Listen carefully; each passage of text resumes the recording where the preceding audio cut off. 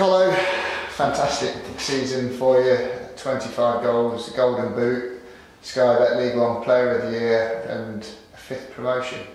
It couldn't have gone any better for you, could it? No, it's been a fantastic season for me personally, and obviously for Luton Town as well. And all that hard work we've done all year has paid off, and I'm absolutely delighted that it's gone that way. When we came up last season as runners up in League Two, did you envisage it would go this well? What do you think sort of pushing for the playoffs might be? Yeah, I think maybe the playoffs would have been more realistic at the start of the season, especially after the tough start we had as well. But I think as the season goes on, I think you build confidence and you get to know each other more. And I think as soon as the results start coming, I thought once we got there, I never thought we'd look back, and that has been the case since we went top of the league in January.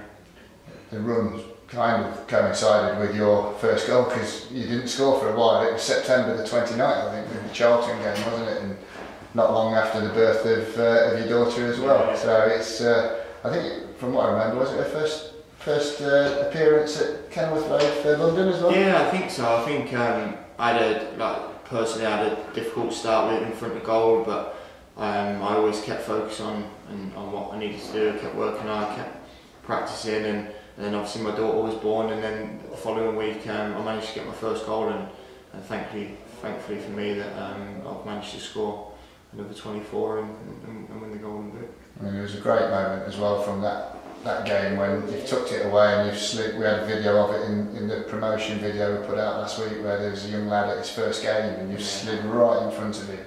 And it was obviously a great moment for him, but a great moment for you as well, wasn't it? Yeah, it was a sense of relief really, because I knew it was a long time coming, and for one just to fall for me in the 6-yard box with an open goal, couldn't have been any easier, you know. And then obviously to make that lad's day by celebrating in front of him, I was delighted that he can enjoy it as well.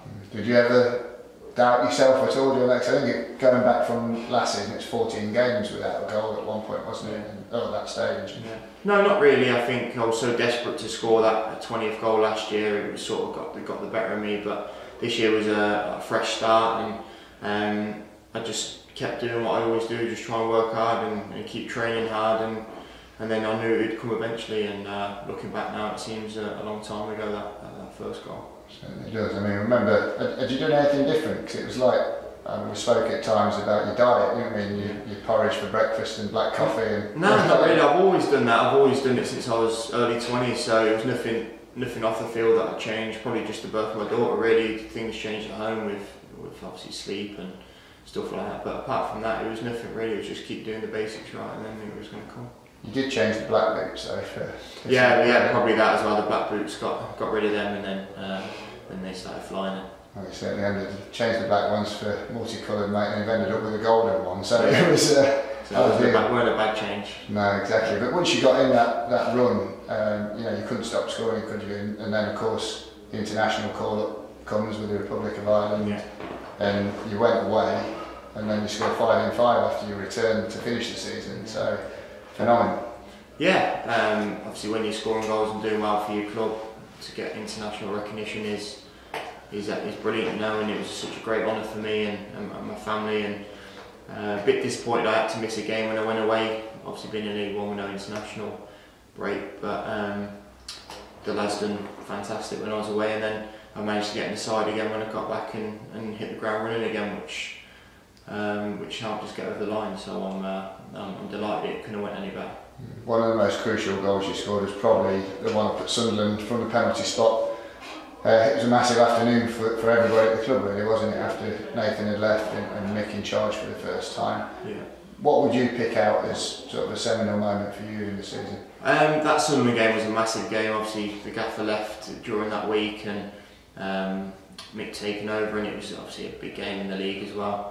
And then we went 1-0 down early on, missed a few chances, and we just thought, oh, here we go. But to score the penalty and get that result going down to 10 men as well was a big change in the season, I think. And the moment for me where really got me going was when we all ran over to the 3,000 Luton fans at the far end, and it was a bit of a tearful moment really to have them back us like that, and it was like us against us and them against everyone else. So it was, that was probably my favourite moment. I think mine as well. You know, Yeah. I think I was down there on the pitch filming it, and we put it in the video because it was such a last week. Yeah. It was such a key moment, wasn't it? Yeah, it was an unbelievable moment, and I think that might be a big reason why we are where we are now.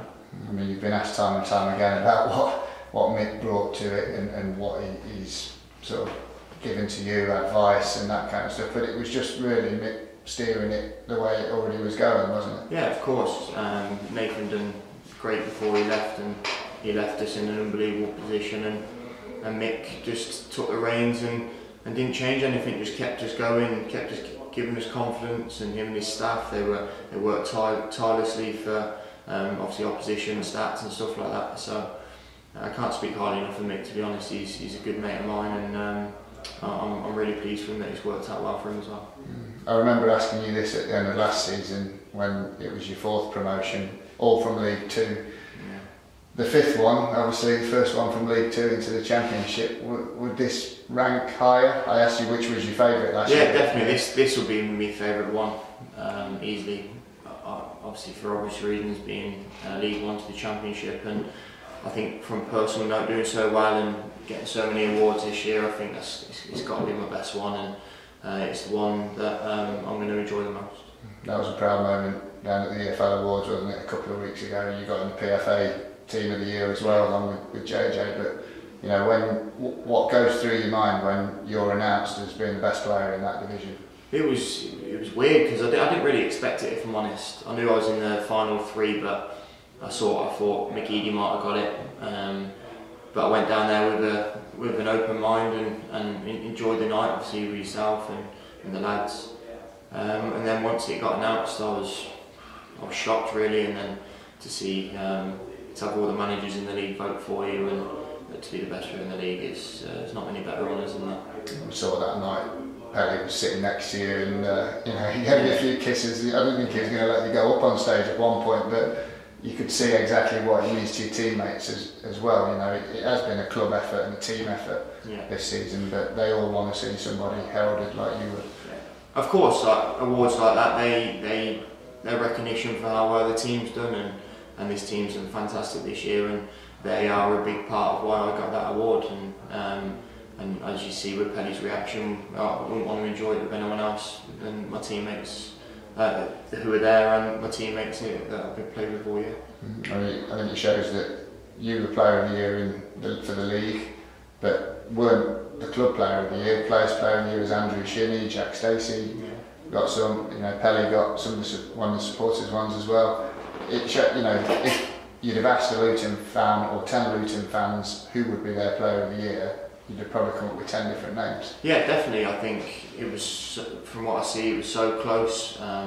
There could have been anyone that got Player of the Year. That everyone's been fantastic, and Shins, Jack, and Pelly deserved it as much as I did. I would have, because they've all been fantastic this year, and I'm surprised to not see a couple of them in the EFL or the PFA Team of the Year either. I know you've already said Jack was your choice as Player of the Year. After all the assists. Yeah, and obviously I thought he set me up numerous times this year, and I just think as a lad and his professionalism and his work rate and the way he trains, the way he plays, and obviously his quality as well, I just thought it could have been anyone, but he was the one that stuck out for me. There's a massive family feel to this club, and obviously with you, your dad is, we were talking the other day, your dad's at every game, in home or away. Georgia and the kids are there as well on Saturday and Sunday celebrating. I mean, that must be really special for you now as a dad to be able to share it with all your family as well. Definitely. I think Cooper's seen 3 promotions now, and London's seen 1, so to have all the memories with them and Georgia and my mum and dad, there's not many better feelings than that, because they suffer as well, you know. They suffer at home when things ain't going well, things are going well, and like I say, my mum and dad are at every game, so they see everything. So to celebrate with them on Saturday and Sunday was a special moment.